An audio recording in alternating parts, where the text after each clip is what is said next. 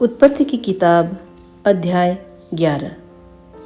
मनुष्य की भाषा में गड़बड़ी पड़ने का वर्णन। सारी पृथ्वी पर एक ही भाषा और एक ही बोली थी। उस समय लोग पूर्व की ओर चलते चलते शिनार देश में एक मैदान पाकर उसमें बस गए। तब वे आपस में कहने लगे, आओ हम ईंटें बना बना के भली भांति आग में पकाएं। और उन्होंने पत्थर के स्थान पर ईंट से और चूने के स्थान पर मिट्टी के गारे से काम लिया।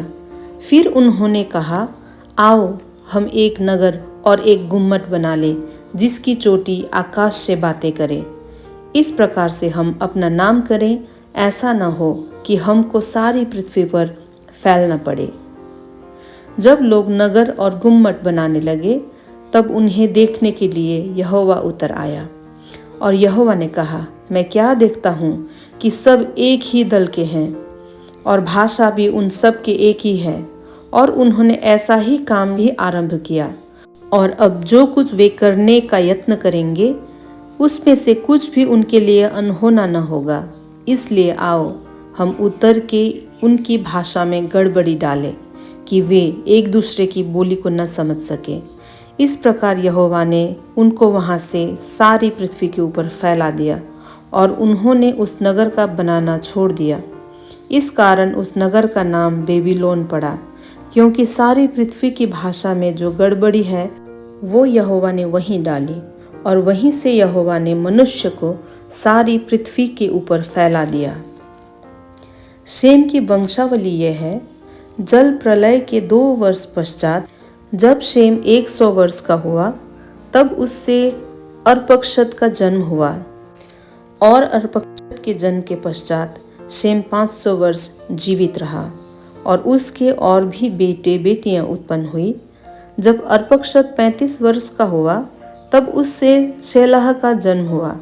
और शेलह के जन्म के पश्चात अर्पक्षद 403 वर्ष और जीवित रहा और उसके और भी बेटे बेटियां उत्पन्न हुई। जब शेलह 30 वर्ष का हुआ, तब उसके द्वारा एबेर का जन्म हुआ।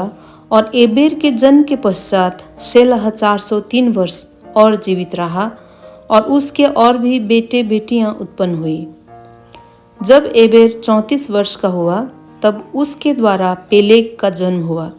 और पेलेग के जन्म के पश्चात एबेर 430 वर्ष और जीवित रहा और उसके और भी बेटे बेटियां उत्पन्न हुई। जब पेलेग 30 वर्ष का हुआ, तब उसके द्वारा रूह का जन्म हुआ। और रूह के जन्म के पश्चात पेलेग 209 वर्ष और जीवित रहा और उसके और भी बेटे बेटियां उत्पन्न हुई। जब रूह 32 वर्ष का हुआ, तब उसके द्वारा सरूग का जन्म हुआ। और सरूग के जन्म के पश्चात रूह 207 वर्ष और जीवित रहा और उसके और भी बेटे बेटियां उत्पन्न हुई। जब सरूग 30 वर्ष का हुआ, तब उसके द्वारा नाहोर का जन्म हुआ। और नाहोर के जन्म के पश्चात सरूग 200 वर्ष और जीवित रहा और उसके और भी बेटे बेटियां उत्पन्न हुई। जब नाहोर 29 वर्ष का हुआ, तब उसके द्वारा तेरह का जन्म हुआ। और तेरह के जन्म के पश्चात नाहोर 119 वर्ष और जीवित रहा, उसके और भी बेटे बेटियां उत्पन्न हुई। जब तेरह 70 वर्ष का हुआ, तब तक उसके द्वारा अब्राम और नाहोर और हारान उत्पन्न हुए। तेरह की वंशावली यह है। तेरह से अब्राम, नाहोर और हारान का जन्म हुआ और हारान से लूत का जन्म हुआ। हारान अपने पिता के सामने ही कसदियों के ऊर नामक नगर में, जो उसकी जन्मभूमि थी, मर गया। अब्राम और नाहोर दोनों ने विवाह किया। अब्राम की पत्नी का नाम साराई और नाहोर की पत्नी का नाम मिल्का था। ये उस हारान की बेटी थी जो मिल्का और इसका दोनों का पिता था। साराई तो बांझ थी, उसके संतान न हुई।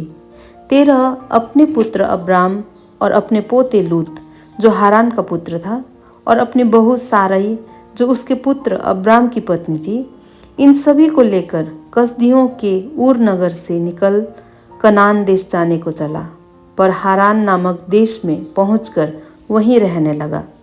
जब तेरह 205 वर्ष का हुआ, तब वह हारान देश में मर गया।